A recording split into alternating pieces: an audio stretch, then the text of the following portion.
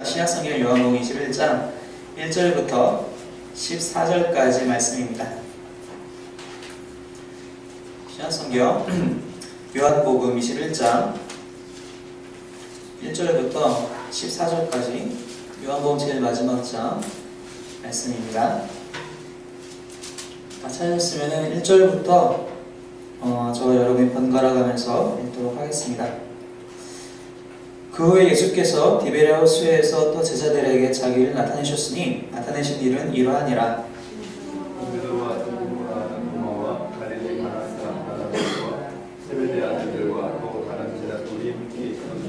시몬 베드로가 나는 물고기 잡으러 가노라 하니 그들이 우리도 함께 가겠다 하고 나가서 배에 올랐으나 그날 밤에 아무것도 잡지 못하였더니 바리새인가 때에 예수께서 바닷가에 있었으나 그들이 예수 있는 줄 알지 못합니다. 예수께서 이르시되 얘들아 너희에게 고기가 있느냐 대답하되 없나이다. 이르시되 그물을 배에 오른편에 던지라 하늘에 나가리라 하시니 이에 던졌더니 물고기가 많아 그물을 들 수 없더라. 예수께서 사랑하시는 그 제자가 베드로에게 이르되 주님이시라 하니 시몬 베드로가 걷고 있다가 주님이라 하는 말을 듣고 겉옷을 두른 후에 바다로 뛰어내리더라. 사람들은 육지에서 머리가 불과 50cm 되어도 작은 배를 타고 물고기 있는 그물을 끌고 와서 육지에 올라보니 숯불이 있는데 그 위에 생선이 놓였고 떡도 있더라. 예수께서 작은 생선을 좀 가져오라 하시니 시몬 베드로가 올라가서 그물을 육지에 끌어올리니 가득히 찬 큰 물고기가 153마리라. 이같이 많으나 그물이 찢어지지 아니하였더라.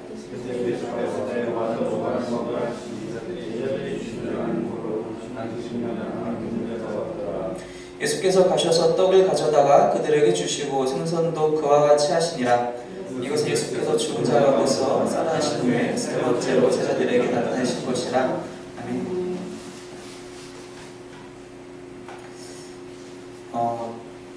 제 입으로 이런 얘기를 하면 좀 별로 제가 좋아하는 얘기가 아니라서요. 저는 사실 인정하고 있지 않지만 그랬을 때 이제 한 10몇 년 전에도 다른 사람들이 얘기하기를 얼굴이 그대로였다라고 얘기를 하더라고요. 이 중에서 지금 저랑 가장 오래 알고 지낸 친구가 이제 소은인데, 소은이 한 10몇 년 같이 알고 지냈는데, 소은이도 알겠지만 제가 이제 20살 때, 그러니까 14년 전이죠. 14년 전에도 여전히 같은 얼굴이었다고 얘기해요. 그렇게 얘기를 하더라고요. 그때는 이제 나이가 좀 먹었다, 좀 늙어 보인다. 그래서 그렇게 많이들 이제 놀리고 이제 제 별명이 한기롱이라고 사람들이. 근데 이제 애들이 그걸 놀리면서 얘기하는 게 뭐냐면은 걱정 말라. 시간이 지나갈수록 점점 제 나이를 찾다가 어느 순간에 그 시점을 딱 넘어가면은 어려 보일 거다. 이제 그걸 사실 믿지 않았어요. 왜냐면은 일단 제가 늙어 보인다고 인정하기 싫었고. 그런데 이제 제가 이제 학원에서 이제 학생들한테 물어보잖아요. 선생님 몇 살처럼 보이냐? 그럼 이제 애들이 대답을 해요. 27? 막 이렇게 그러면 너 속으로 좋아서 맛있는 거 애들 싸주고 그러죠. 이게 변치 않는 얼굴이 참 좋다고 애들이 그렇게 이제 놀리는 걸 가장하면서 이제 저한테 얘기를 하기도 하죠. 변하지 않는 게 참 좋다고 합니다. 정확한 연도를 제가 기억하기는 힘든 것 같은데 95년인가요? 97년쯤에 삼성 이건희 회장이 그런 얘기를 했대요. 마누라와 자식들만 바꾸고 남기고 나머지는 다 바꿔라. 당시에 이제 한국 경제가 위기에 있을 때 삼성이 이 난국을 타개하기 위해서 이제 이건희 회장이 그렇게 얘기를 했다고 하죠. 다 바꿔라. 바꾸는 것만이 변화만이 살 길이다. 라고 그렇게 주문을 했다고 합니다. 사실 그리고 나서 이제 자극받아서 삼성전자가 확 뛰어오르지 않았습니까? 정말 변화하는 것이 살 길인가? 변화하는 것만이 우리에게 주어진 과제인 것인가? 정말 하나님도 그렇게 생각을 하고 있는가? 그런 고민을 해보게 됩니다. 같이 말씀을 읽었는데요. 요한복음 말씀입니다. 사실 그 요한복음 말씀 요 본문을 제가 이제 본문을 먼저 정하고 나서 집에 가서 이제 본문을 다 읽어보고 열흘 동안 고민에 힘쓰였어요. 왜 내가 이걸 골랐을까 하는. 너무 어렵더라고요. 논란도 많은 본문이었고요. 왜 예수님, 부활하신 예수님을 만난 제자들이 다시 갈릴리로 돌아갔을까라는 질문부터 시작해서 끊이지 않더라고요, 질문들이. 왜 다시 돌아갔을까? 그래서 많은 사람들은 요한복음 21장이 나중에 뭐 추가되었을 것이다. 원래는 20장까지 없다가 그 이후에 추가되었을 것이다 얘기하시는 분들도 계시지만 우리가 이제 성경 안에서 같이 보고 있기 때문에 그럴 일은 없다고 생각을 하고, 왜 도대체 이 제자들이 7명, 2절에 나타나는 그 7명의 제자들, 베드로를 포함한 그 7명의 제자들이 다시 갈릴리로 돌아갔을까? 라는 생각을 한번 해보게 됩니다. 성경을 읽을 때마다 이제 제가 종종 사용하는 방법론이 있는데요. 어떤 거냐면은 딱 눈을 감고 머릿속에서 제가 스스로 영화 감독이 돼서 영화를 한번 찍어보는 거예요. 아, 이 장면은 이런 식으로 일이 진행되지 않았을까? 이 장면을 읽으면서 한번 그렇게 해봤어요. 7명의 제자들이 디베레하우스, 즉 갈릴리 호숫가에 쭈르륵 앉아있습니다. 다 앉아서, 이게 지금 이 시간대가 지금 3절에 보니까 이제 물고기를 잡으러 가는 시간이었는데요. 이제 갈릴리 호수에서는 보통 물고기를 밤에 잡았기 때문에 아마 이제 밤이 되기 얼마 전쯤이었을 거라고 생각을 해요. 7명이 쭈르르 앉아서 멍하니 넋을 놓고 이렇게 바라보고 있는 거예요. 저기 이제 해가 뉘엿뉘엿 지고 있는데 뭘 해야 되나 이러고 이제 지켜보고 있는 거죠. 남자 7명이 이렇게 앉아서 공상을 떨고 있는 거예요. 그러다 갑자기 베드로가 벌떡 일어나서 나 물고기 하나 잡을랜다 했더니 다른 사람들이 그래? 나도 잡을래 하고 또 쫓아가는 장면이죠. 왜 다시 갈릴리로 돌아왔을까? 물론 말씀에 보면요, 예수님께서 그 말씀을 하신 적은 있어요. 우리 말씀을 좀 같이 찾아보겠습니다. 마가복음 14장 28절 말씀입니다. 마가복음 14장 28절 말씀입니다.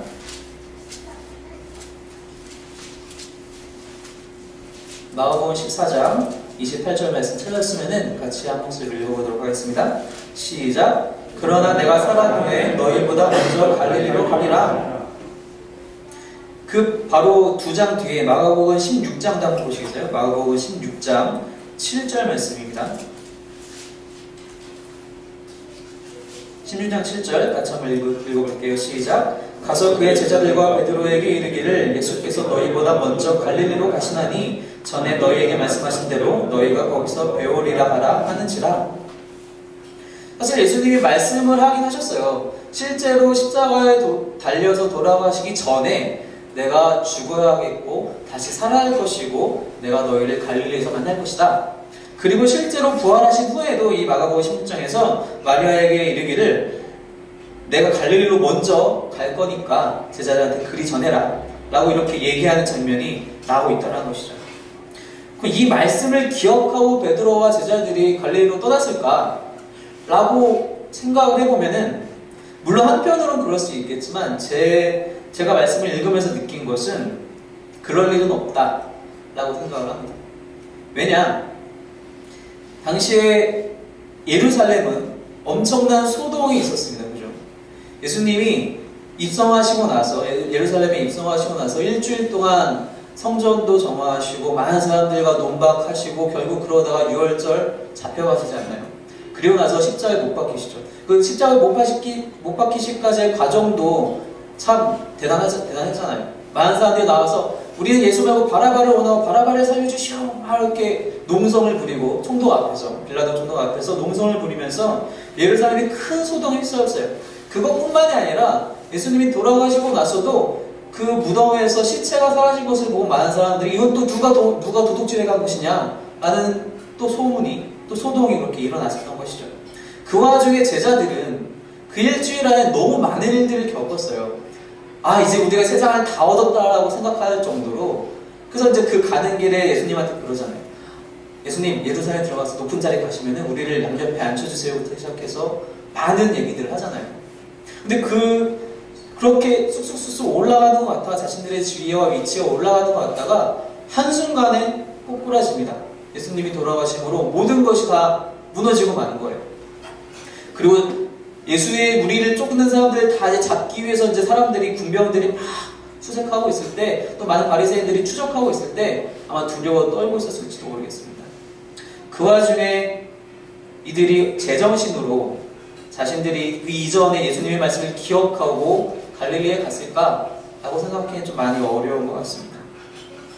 물론 이들이 다른 이제 성경에서 다른 복음서에서 똑같이 증언하는 것처럼 부활하신 첫날 저녁에 예수님을 만나기는 합니다.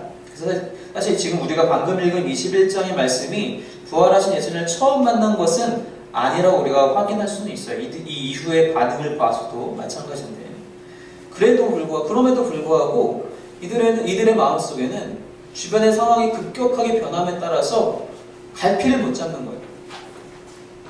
그리고 갈릴리로 향하게 됩니다.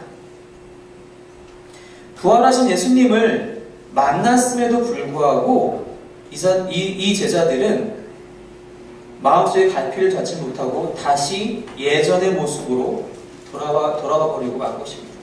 분명히 주님께서 약속하셨는데, 주님께서 주신 사명이 있는데 그것을 다 잊고 다시 자신의 원래의 위치로 돌아가 버렸다는 것이죠. 말씀을 읽으면서 계속 고민을 했어요. 왜 베드로는, 왜 도마와 이 나다나엘과 이 제자들은 대체 왜 다시 원래의 모습으로 돌아갔을까? 한참 고민을 하다가 머릿속에 딱 들어온 생각은, 왜 베드로가 그랬는가가 중요한 것이 아니라 왜 나는 그러는가 라는 질문이 정말 중요한 거라고 깨달았습니다.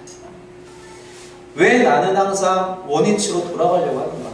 하나님이 나에게 주신 것이 있고 주님이 나에게 명하신 것이 있고 나에게 베푸신 은혜가 있는데 나는 왜 항상 원위치로 돌아가려고 애쓰는가? 왜 예전에 그 안락한 위치로, 안전하다고 생각하는 그 위치로 나는 자꾸 돌아가려고 하는가? 그 왜 익숙한 자리로 나는 자꾸 가려고 하는가? 많은 크리스천들이 종종 어려움을 겪을 때마다 쉽게 포기합니다. 그 어려움을 견디고 더욱더 하나님께서 부르시는 그 영광의 자리에 나아가야 하는데도 불구하고 쉽게 그 과정을 포기하게 됩니다. 너무 어렵다고 느끼는 것이죠. 물론 어렵습니다. 물론 고통이 찾아옵니다. 예전에 한번 청년부 그 설교에서도 한번 잠깐 말씀을 드렸었는데, 하나님이 우리를 부르시는 그 자리 자체에는 고통이 없어요. 오히려 거기는 기쁨과 평안이 넘치죠. 내 현재의 자리를 박차고 나가려니까 거기서 고통이 따라오는 거란 말입니다. 우리가 종종 착각해요. 하나님의 길은 고난의 길이다. 그렇지 않습니다. 하나님께서 우리를 부르시는 자리는 절대 고난의 자리가 아닙니다. 다만 나의 옛 습관을 버리려고 하니까 내가 현재 이렇게 안락해 있는 이 자리에서 뿌리 뽑혀서 다른 곳으로 심겨져야 하기 때문에 그때의 고통이 우리에게 나타나는 것이지, 그것이 하나님 때문에 주시는 고통이 아니라 내가 죄에 익숙했기 때문에 생겨나는 고통이라는 겁니다. 근데 이 고통이 영원할 거라고 우리가 착각한 나머지 그것을 포기하게 돼요. 하나님의 자리, 주님께서 부르시는 그 자리에 우리가 가는 것을 포기하게 된다는 것이죠. 포기하면 그 고통이 사라지느냐? 그렇지 않아요. 여전히 우리는 그 자리에서 한번 뽑혔기 때문에 여전히 아파요. 그리고 그거에 추가해서 내가 그 자리로, 부르신 자리로 가지 않았다는 것 때문에 마음에 죄책감까지, 마음에 찔림까지 생깁니다. 더 아프죠. 잠시의 그 고통을 잊기 위해서 내가 다시 원위치로 돌아왔던 것이 오히려 나에게 더 큰 고통을 안겨준다는 사실을 우리가 종종 잊는다는 것입니다. 하지만 우리가 우리의 삶 속에서 각자 모두가 겪어봤다시피 예수님이 없으면 우리는 아무것도 할 수가 없다는 것입니다. 예수님께서 분명히 부르셨고 이 제자들도 역시 부활하신 예수님을 만났고 그분께 직접 사명을 받았음에도 불구하고 그것이 너무 고통스럽고 당시의 주변의 환경이 너무도 자기들에게 익숙하지 않았고 호의적이지 않았고 내가 다시 그냥 원위치로 돌아가야겠다. 하지만 그곳에서 그들이 얻을 수 있는 건 아무것도 없었다는 것입니다. 3절에서 얘기한 것처럼 물고기를 잡으러 올라갔지만 그날 밤에 아무것도 잡지 못하였더니 예수님이 없으면 우리는 아무것도 할 수 없다는 것입니다. 이들이 아무리 이전에 실력 있는 정말 잘 나가는 어부였다 하더라도 지금 이 순간 아무것도 잡을 수가 없었다는 것입니다. 단지 그것이 당시에 낚시하던 그 스팟이 좋지 않아서 이들의 기술이 모자라 3년 동안 예수님만 따라다녔기 때문에 기술이 쇠퇴해져서 그런 것이 아니라 예수님이 없었기 때문에 주님과 함께 하지 않았기 때문에 이 물고기 잡는 것뿐만이 아니라 다른 어떠한 것도 이들에게 제대로 이루어질 수 없었다는 것이죠. 그 순간 예수님께서 나타나십니다. 이제 날이 다 새어갈 때, 4절에 보니까 날이 다 새어갈 때 예수님께서 바닷가에 오셨습니다. 그리고 5절에서 물어보십니다. 얘들아, 너에게 고기가 있느냐? 원어 성경을 보니까요, 예수님께서 이들을 부르시는 그 단어가 얘들아, 친근한 사이에서 부르는 그런 표현, 호칭이라고 하더라고요. 그러면서 이제 물어보는 것이 고기가 있느냐? 이 질문법 자체가 이들에게 고기가 없을 것을 알고 물어보는 질문법이라고 합니다. 문법 자체가. 예수님은 이들에게 고기가 없다는 걸 뻔히 알고 얘들아, 고기 없지? 잘 잡았니? 못 잡았을 것 같은데? 라는 표현으로 사실은 물어보신 거죠. 대답하되 없나이다. 아무도 잡지 못했습니다. 왜 이 두 단어를 같이 사용하실까? 예수님은 여전히 우리를 사랑하신다라고 합니다. 여전히 우리와 가까워지기를 원하신다라고 합니다. 순간순간 우리는 우리의 연약함 때문에 종종 쓰러지고 나의 원위치로 나의 옛 모습으로 돌아가려고 하지만 예수님은 그럼에도 불구하고 우리한테 먼저 다가와 주시는 분이시라는 것입니다. 예수님 우리를 버리지 않으시는, 여전히 우리를 버리지 않으시는 바로 그분이라는 것이죠. 그래서 이제 예수님이 말씀하십니다. 고기가 없다고 하니까 그래? 그러면은 배 오른편 한번 던져봐라. 탁 던지죠. 그래도 이제 엄청난 고기가 그물 안에 들어온 거예요.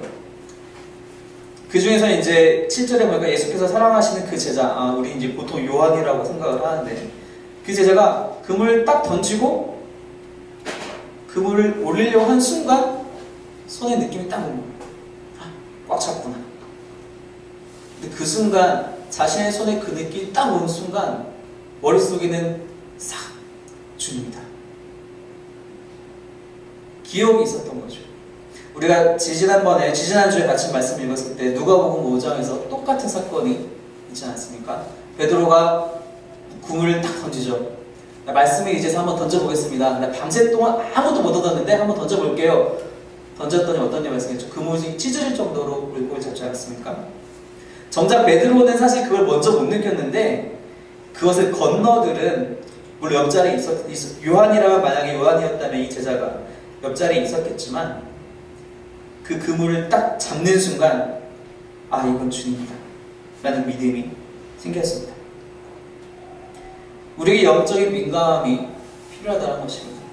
분명히 하나님 우리에게 다시 한번 우리가 쓰러졌을 때, 우리가 제갈 길로 가지 못하고 삥 돌아갈 때, 우리가 후퇴할 때 분명히 한 번 더 찾아오십니다. 그리고 우리에게 말씀을 주시기도 하시고요. 우리에게 어떤 일들을 보여주시기도 하시고요. 갖가지 사인들을 주세요. 그 순간 우리가 그것을 캐치할 수 있느냐.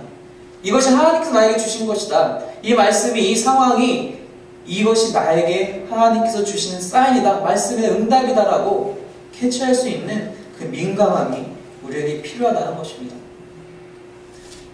많은 사람들이 그것을 알려고 노력합니다. 무엇이 하나님께서 응답하시는 것일까? 하나님의 응답이란 무엇일까? 종종 그런 질문을 많이 받아요. 이제 청년들이라든지 학생들이라든지 같이 이런저런 얘기를 하다 보면 암만 기도해도 하나님이 응답을 주신다고, 기도하면 하나님이 응답 주신다고 하는데 하나님의 응답이 도대체 뭔지 모르겠다고. 저도 예전에 그런 일들이 있었어요. 그래서 이제 여쭤봤죠. 은사 목사님한테, 목사님 하나님의 뜻을 도대체 어떻게 알 수 있는 겁니까? 저한테 너 말씀 안 읽냐? 핀잔만 들었어요. 말씀을 읽으라고 하시더라고요. 종종 저도 저한테 이제 누가 질문할 때마다 항상 얘기하는 거, 말씀 먼저 읽어라. 말씀을 읽고 들어라. 거기서 사인을 받아야지. 거기서 하나님의 말씀을, 하나님의 응답을 받아야지 너가 어디서 찾으려고 하느냐. 또한 좋은 선배들과, 믿음의 선배들과의 대화 속에서, 조언 속에서, 또 좋은 서적들을 읽으면서, 또 말씀을 묵상하면서 그렇게 하나님의 뜻을 구해라. 하나님의 응답을 받아라. 그리고 무엇보다도 열심히 기도해라. 하나님 나에게 영적인 민감함을 주시옵소서. 당신께서 말씀하실 때 내가 주님 제가 듣겠습니다 말씀하소서 그리고 제가 다 알게 하소서라고 순종하게 하소서라고 기도해라. 근데 우리는 그런 지루한 과정은 다 뛰어넘고 단 한 방에 이것이 하나님의 말씀이구나 마치 정말 내 귓가에 바로 오셔가지고 말씀하시는 것만을 기다리는 그 어리석은 믿음의 소유자들이 종종 될 때가 있다는 것이죠. 이 제자는 예수님께서 사랑하셨던 그 제자는 한순간에 알아차렸어요. 이것은 주님이다. 종종 하나님께서 우리를 만나주실 때는 우리에게 이미 이전에 만나주셨던 방법으로도 만나주시기 때문입니다. 이 제자는, 이 요한은 그것을 알고 있었다는 것이죠. 그 순간 베드로가 뛰어내립니다. 배에서. 여러분 누가복음 5장을 기억하십니까? 다시 말씀을 한번 볼까요? 누가복음 5장 말씀입니다. 누가복음 5장 8절 말씀입니다.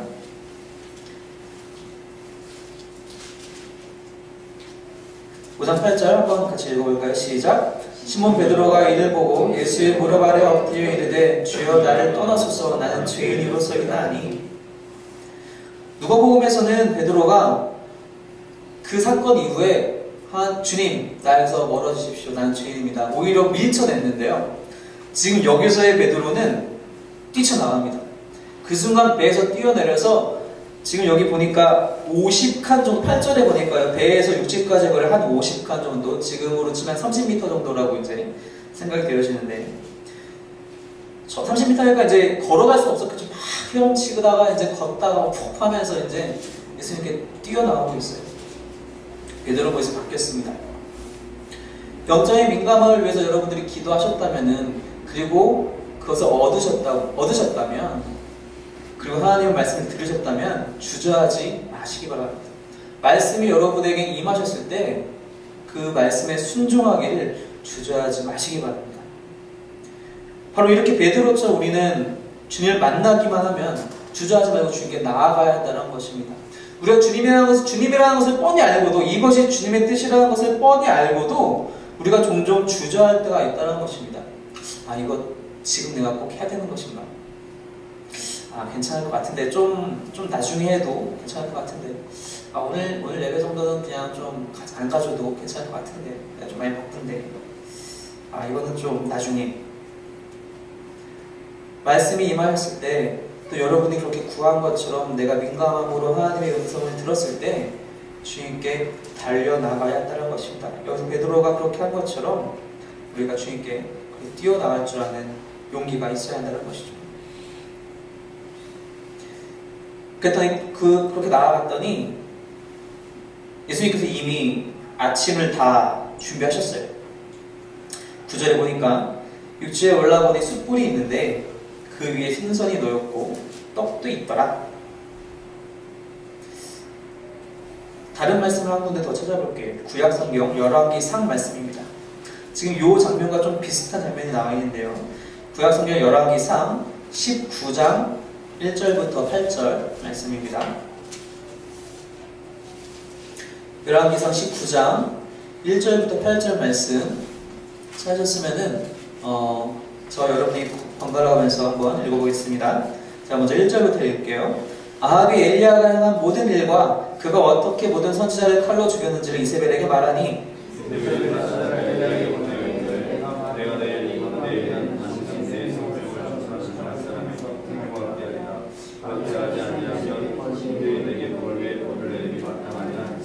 그가 이 형편을 보고 일어나 자기의 생명을 위해 도망하여 유다에 속한 브엘세바에 이르러 자기의 사환을 그곳에 머물게 하고 자기 자신은 광야로 들어가 들어가서 모든 나무 아래 앉아서 자기가 집게를 원하는데 여호와의 영광하오니 지금 내 생명을 구하시옵소서 나는 내 생명을 낳지 못하니이다 하고 로덴나무 아래에 누워 자더니 천사가 그를 어루만지며 그에게 이르되 일어나서 먹으라 하는지라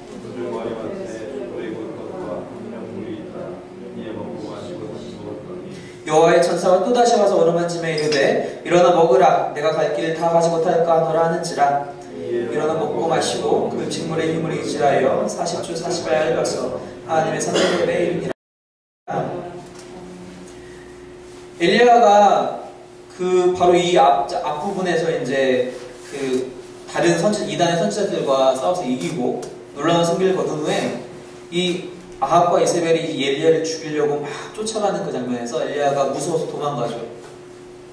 마치 이 제자들이 예루살렘의 그 소돔 때문에 두려워서 지금 갈릴리로 도망가는 모습과 유사한 것 같아요. 그래서 로뎀나무가까지 겨우 이제 지쳐서 막 가가지고 거기서 이제 쉬고 있는데 죽기만을 기다리면서 쉬고 있는데 자고 있을 때 천사가 와서 막 깨워서 이걸 먹어라, 먹고 힘 좀 내라. 예수님이 여기서 똑같은 일들을 제자에게 하십니다. 일로 와라, 와서 같이 아침 먹자. 생선도 벌써 숯불에 다 구워주셨고 떡과 빵도 다 준비되어 있는 상황입니다. 예수님께서는 이미 우리가 쓰러질 것도 아시고 우리의 믿음이 연약하여져서 유혹에 쉽게 흔들릴 것도 아시고 그것을 다시 한번 이겨낼 힘을 이미 다 준비하셨다는 것입니다. 예수님께서 오신 목적이 있습니다. 요한복음 10장 말씀 한번 봅시다. 요한복음 10장 10절의 말씀입니다.